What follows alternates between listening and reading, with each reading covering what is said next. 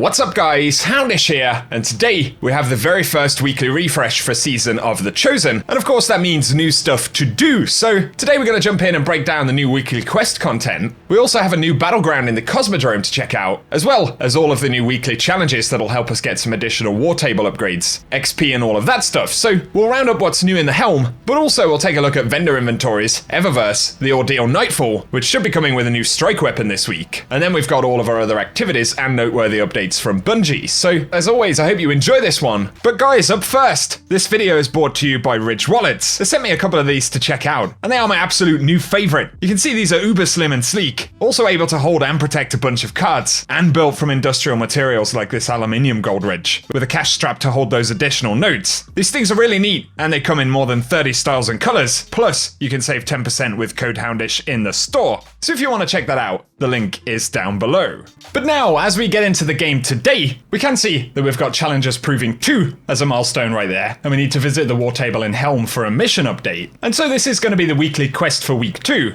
Kicks off with some dialogue and stuff like that right here from Saladin. And we can see the first step is to complete the new Cosmodrome Battleground, so once we pick the quest up, we can go and check out that new arena. So that'll be cool in itself, but the Challengers Proving 2 quest does have a bunch of different steps in itself. And if you want a quick preview of what the quest is going to entail, it is pretty similar to what we had last week, and will be the general format for the weekly quests, but initially we've got to cleanse the activity in the Cosmodrome, of course. The second step is to earn 28 Cabal Gold by playing the Playlist Strikes, Gambit, Crucible, Public Events, Dungeons, Nightmare Hunts, or the Blind Well. And we know that a couple of strikes can get it done if that's your preference. But then we need to socket the Challenger Medallion into the Hammer of Proving, followed by completing a Cabal Battleground, and then we can head back to the HELM for additional dialogue and upgrades for the week. So that's a quick preview of what that quest is going to entail. Definitely looking forward to jumping into the new Battleground right there. Let us know how you get on with it down in the comments section. But of course, with it being week 2 of the season, we have the second week of challenges available right here in the challenge tab. So we've got Contender's Ascent, which is to complete that new quest. And we get something called Empress, as well as War Table Reputation. Not sure if those are going to be new kind of challenger medallions and things like that. But also we've got Golden Reaper, which appears to be retroactive right there. So that's to get 200 Cabal Gold, but it does remember stuff we've already done, and essentially progresses from last week. And we can see here also Crash and Converge, and that's to smash the tribute chests and focus the Season of the Chosen engrams using charges from the hammer. Those are the kind of key reputation ones for the week, but we've also got Defeat Elite or Boss Cabal anywhere in the system, and we need 60 of those. The challenge to unlock all of the artifact mods, completing bounties, patrols, public events, and lost sectors in the Cosmodrome, calibrating elemental weapons in the Cosmodrome, earning points by banking motes in Gambit. Gotta get 250 points by banking motes, defeating blockers, and defeating invaders. And then finally, complete matches in the Showdown playlist, and defeat Cabal bosses in strikes, of which we need 5. So those are going to be the new seasonal challenges this week, and of course, we can continue to upgrade the war table and get access to new perks and things like that.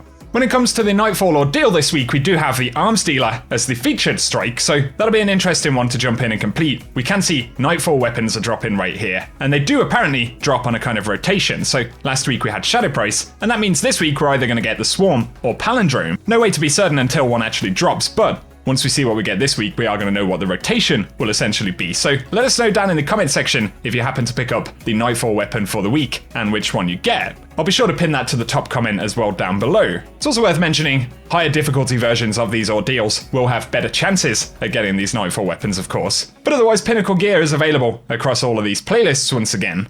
Moving away from activity stuff for just a second though, let's take a look at the Eververse store. So always, we've got stuff for silver on the front page, but we do have the Grayscale Undergrowth shader, the Treacherous projection, the Blade Wipe, and then the Binary System ornament for symmetry on the front page featured for Bright Dust. And then on the main Bright Dust section, we've got the Guitar Solo emote, as well as the Distracted emote. And then I'm seeing the Shot Grenadier ornament right there for the Armamentarium for Titans. Of course, these will be different on different classes. Then we've got the Fraser Shell, the Thermal Runaway Sparrow, Coupe de Main, which is the ornament for Soros Regime, and the Aeronautics of China projection right there for the Ghost projection. And then we've got for Transmut Effects, Box of Tricks, Blind Clutch, and Guiding Light. And then finally Grayscale once again, as well as Safety First, Cargulo Bristle, and Molten Bronze for the shaders. Seeing as they are super relevant at the moment, K1 Revelation is one of the featured lost sectors today. That's the 1330 variant dropping exotic helmets. And then the other one for today's reset is Concealed Void, this one dropping exotic leg armor at 1300 power. So no chess pieces unfortunately today. Do bear in mind that Prophecy still has a Pinnacle drop right there, which is definitely useful.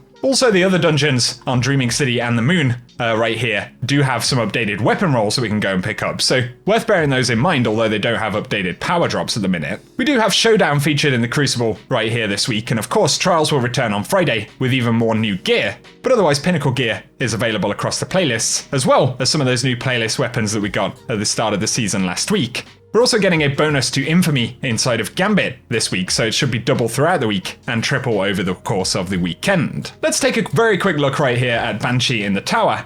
Today we do have the Strength of Rasputin mod right there on the front page, so collecting a Warmind cell grants you melee energy.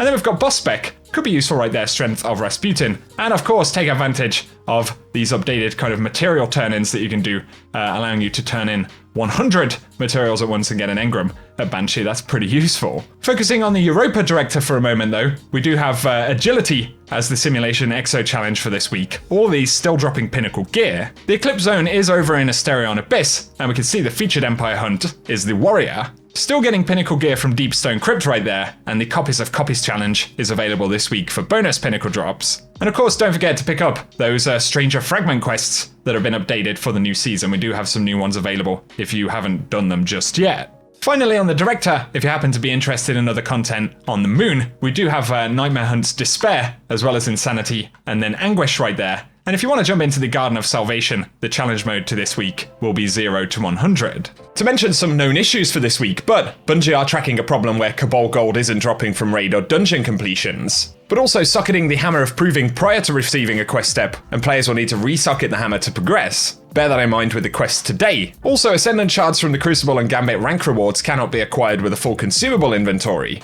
The back half of the Bump and Run Sparrow is missing, but also the Warlock's Lucent Knight Universal Armor ornaments disappear from the Appearance tab after being unequipped. They are tracking a problem where multiple armor mods, including hand cannon targeting, are missing from player inventories, the Dune Marcher's Linear Actuators perk not activating properly, the Vanguard 8 Bounty Challenge sometimes not awarding Bright Dust on completion, Eyes of Tomorrow doing less damage than intended, and the Caduceus ornament shows that it can be applied to Aeon Soul, but it's actually for the Ophidian aspect. So just a few known issues to bear in mind right there. And finally right here, if you do want to jump back into any of the Dreaming City content, this week's Ascendant Challenge is going to be the Shattered Ruins, which is found via the Spine of Keres. So if you want the location for how to find that this week, I'll run out some gameplay at the end of the video. But for today guys, that's everything we have to round up in the weekly reset. And as always, I'll be keeping you posted on any additional news stuff, content, and gameplay things worth knowing throughout the week. So as always, be sure to get subscribed to the channel if you don't want to miss out on any stuff. Let us know if you're jumping into Destiny 2 this week and any things that you'll be going after.